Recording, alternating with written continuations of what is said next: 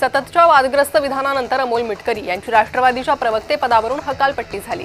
याबाबत आमदार मिटकरींची प्रतिक्रिया समोर आली आहे। हकालपट्टी आणि उचलबांगडी शब्द माध्यमांनी चवीने लावल्याचा मिटकरींनी म्हटलेला आहे। याबाबत अधिकृत पत्र पक्षाकडून आलं नाही। अजित पवार यांचा प्रचारक म्हणून आपल्याकडे असलेलं पद सर्वोच्च असल्याचं मिटकरींनी म्हटलंय।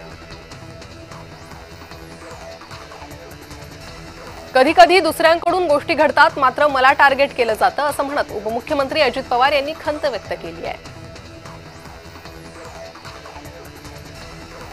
स्थानिक निवडणुका महायुती म्हणून लढणार, कटुता निर्माण होणार नाही याची काळजी घेणार अशी माहिती सुनील तटकरे यांनी समन्वय समितीच्या बैठकीत दिली आहे।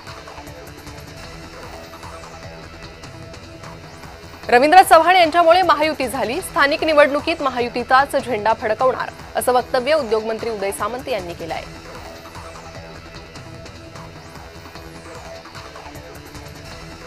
चंद्रपूर जिल्ह्यातील नागभेड तालुक्यात तरुणानं घराच्या अंगणात गांजाची झाडं आढळून आलेली आहे। माहितीच्या आधारे नागभेड पोलिसांनी तपास सुरू केला असता आत्राम यांच्या घरी धाड टाकत घराच्या अंगणात गांजाची झाडं आढळली। पोलिसांच्या सतर्कतेनं युवकाला अटक करत 2,39,000 रुपयांचा मुद्देमाल जप्त करण्यात आला आहे।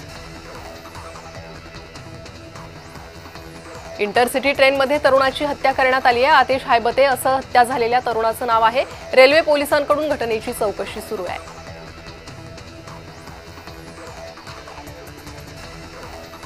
माहीमच्या खाडीत ट्रान्सजेंडर तरुणानं आत्महत्या केली आहे। ट्रान्सजेंडर तरुणाला वाचवणाऱ्या तरुणाचाही मृत्यू झालाय। मोबाईलमधील फोटो आणि मेसेजवरून वाद झाला होता।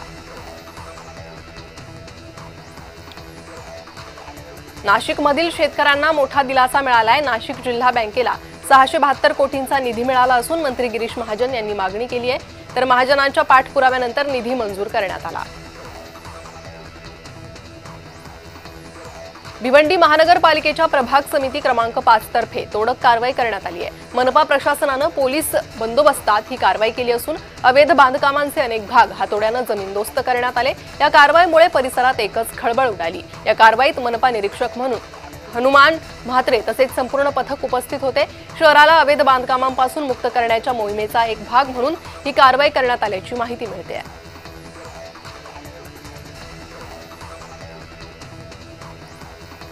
पाकिस्तानचा वेगवान गोलंदाज नसीम शहाच्या घरावर हल्ला झालाय। हल्ल्यात घरावर गोळ्या झाडण्यात आल्यानं मोठं नुकसान झालंय। हल्ल्यानंतर पोलिसांनी कारवाई करत पुढील तपास सुरू केला आहे।